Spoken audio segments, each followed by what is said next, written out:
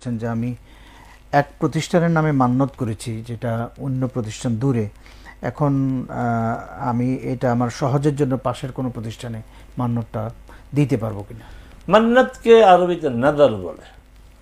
আপনি নির্দিষ্ট প্রতিষ্ঠানের জন্য মানত করেছেন, দিতে পারবেন না পারবেন না, এই আলোচনা আমরা পরে আসি।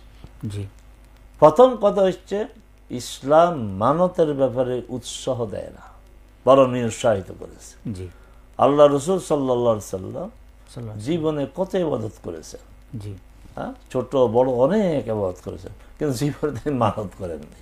জি। তিনি মানত করেন না যে বদরের যুদ্ধে যে আমরা বিজয়ী হই তাহলেই করবো, জি।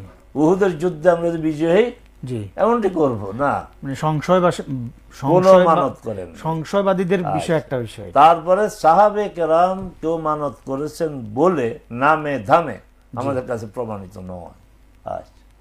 কারণ মানতটা শর্তযুক্ত। যদি আমার ছেলে চাকরি পায় তাহলে আমি 3টা রোজা রাখবো, এই যদি কথাটা আল্লাহর পছন্দ না এবং রাসূল সাল্লাল্লাহু আলাইহি ওয়াসাল্লাম পছন্দ না।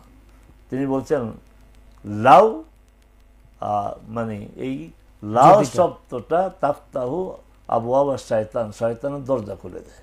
যদি দেখুন, যদি এমনটি হয়, এই জন্য প্রথম কথা মানত করবেন না, আমাদের দর্শকদেরকে বলবো। কারণ মানত রাসূল করেন না, সাহাবে কেরাম, আমরা মূলনীতিটা জানলাম। জি, এটা মূলনীতি। এরপরে মানত হইতে হবে ইবাদত দিয়ে মানত, রোজা, তারপরে হচ্ছে আপনার সাদাকা, উমরা, এগুলি মানতের বিষয় হবে। কোরআন তেলাওয়াত, কোনো গুনার কাজ দিয়ে মানত করা যাবে না, এবং সেই মানত আদায় করারও গুনাহ হবে, কাফারা দিয়ে দিতে হবে। এখন আপনি এক প্রতিষ্ঠানে টাকা দেওয়ার মানত করেছেন, তবে সেই প্রতিষ্ঠানটা হচ্ছে একই ধরনের হতে হবে। যেমন আপনি মানত করে একটা এতিমখানার জন্য, এই এতিমখানার মানত করা ওই জায়গা দিতে পারলে ভালো, না পারলে আপনি আরেকটা এতিমখানা দিতে হবে। সেখানে আরেকটা হেফজুল মাদ্রাসা, আরেকটা এতিমখানা দিবেন, আরেকটা হাসপাতাল। আপনি মানত করেছেন ঢাকা মেডিকেল কলেজে 10 জন অসহায় রোগীকে আপনি আর্থিক সহায়তা দিবেন, আপনার খরচে চিকিৎসা করাবেন। আমাদের মানতে কিন্তু এগুলি আসে না। আমাদের মানতে আসে নামাজ, এত রাকাত নামাজ, এতবার সূরা ইয়াসিন পড়া। কেন? এর চেয়ে ভালো মানত আর কি হতে পারে?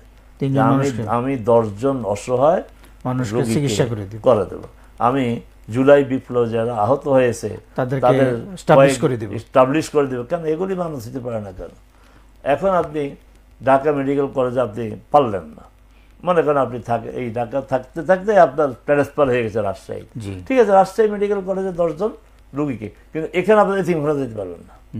একই আপনার সমগোত্রীয় শব্দটা ভালো, সমগোত্রীয় হতে হবে।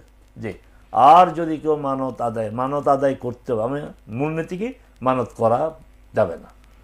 আরেকটা বললে, মানত করলে অবশ্যই তা পূরণ করতে হবে, এটা ফরজ। মোহতারাম, অনেক শুকরিয়া।